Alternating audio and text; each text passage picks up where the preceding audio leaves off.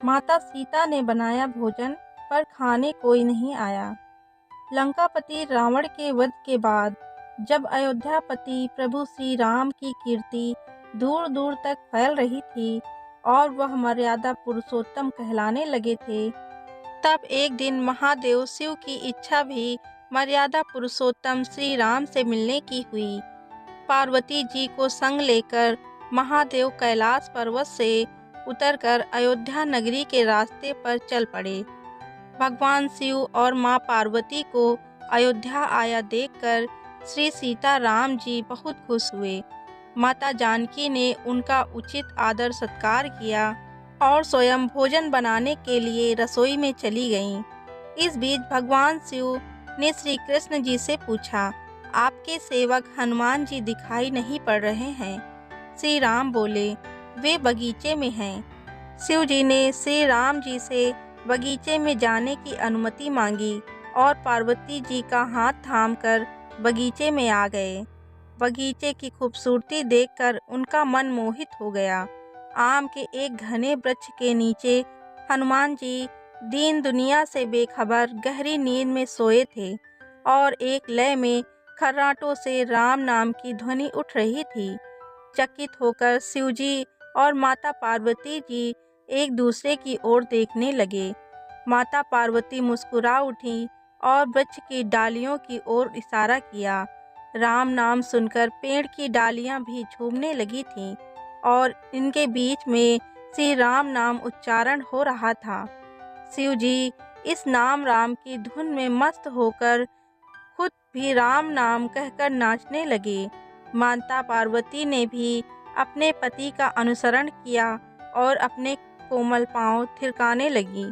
शिव जी और पार्वती जी के नृत्य से ऐसी झनकार उठी कि स्वर्गलोक के देवतागण भी आकर्षित होकर बगीचे में आ गए और राम नाम की धुन में सभी मस्त हो गए। माता जानकी भोजन तैयार करके प्रतीक्षारत थीं, परंतु संध्या घिरने तक भी अतिथि नहीं पधारे। तब अपने देवर लक्ष्मण जी को बगीचे में भेजा।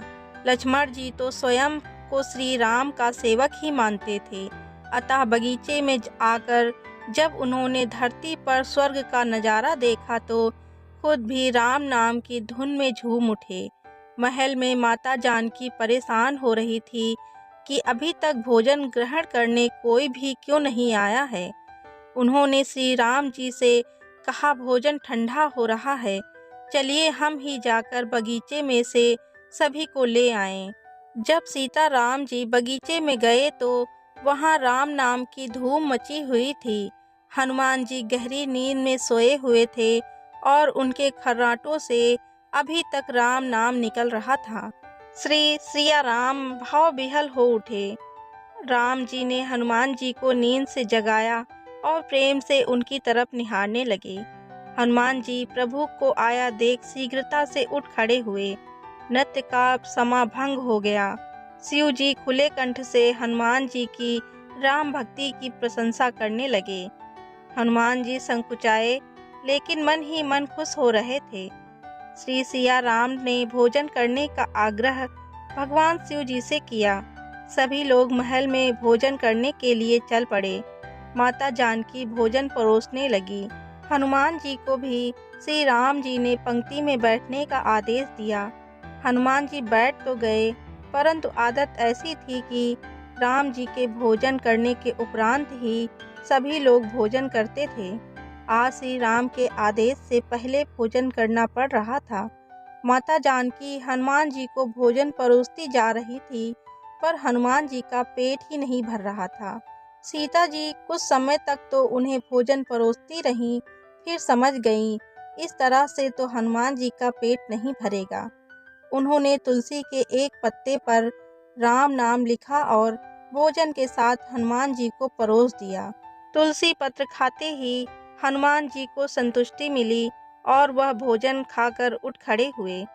भगवान शिव ने प्रसन्न होकर हनुमान जी को आशीर्वाद दिया कि आपकी राम भक्ति युगों युगों तक याद की जाएगी और आप संकट मोचन हनुमान कहलाएंगे। संकट हरे मिटे सब पीरा, जो सुमिरे हनुमत बलबीरा। तो ये थी आज की हमारी कहानी। वीडियो अच्छा लगा हो तो वीडियो को लाइक और शेयर ज़रूर करें एवं मेरे चैनल को सब्सक्राइब करना ना भूलें। मिलते हैं एक नई कहानी के साथ। धन्यवाद।